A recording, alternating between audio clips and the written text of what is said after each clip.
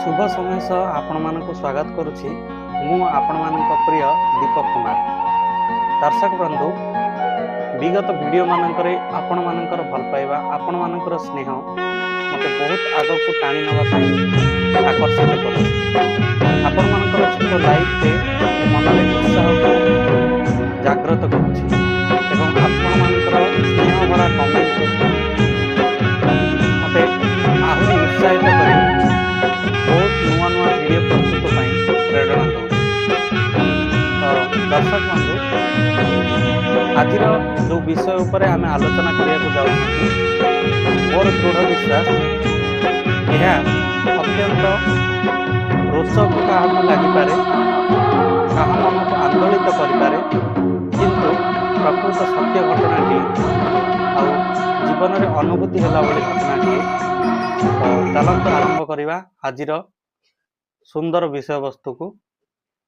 प्रथम उक्ति, वर्तमानर काम वर्तमान ही करंतु, नहले जेम्स आल्बेरी कविता सत हेब। यही उक्तिटी का मन को आघात दे पारे एवं कहा मन को उत्साह आनी पारे एवं कहा को द्वंद्व रे पकई पारे। बहुत सुंदर उक्तिटी है ना। देखंतु, वर्तमानर काम वर्तमान ही करंतु, नहले जेम्स आल्बेरी कविता सत हेब। तो कौन से कविता देखंतु, दिन सारा कौलिया आलुअरे भिजी भिजी, रातिर जोछनारे नरम कोଳରେ आराम रे जाए जे निदेई, एमिति से खाली खाली जीवनटे जीउ थाए सिना, जीवन रे करिब करिब बोली भाबी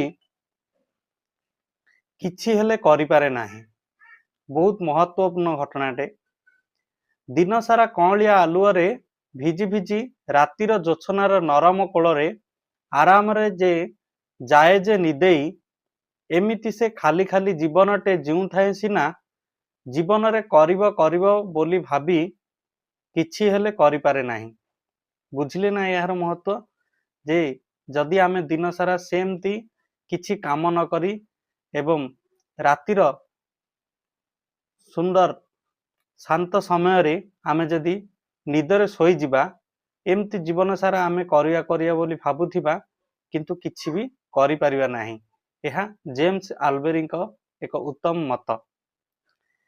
जीवन कौन सी नाटकर ड्रेस रिहर्सल नुहे। आपण केउ जीवन धारा रे विश्वासी सेथिरे मोर किछि जायस नाही।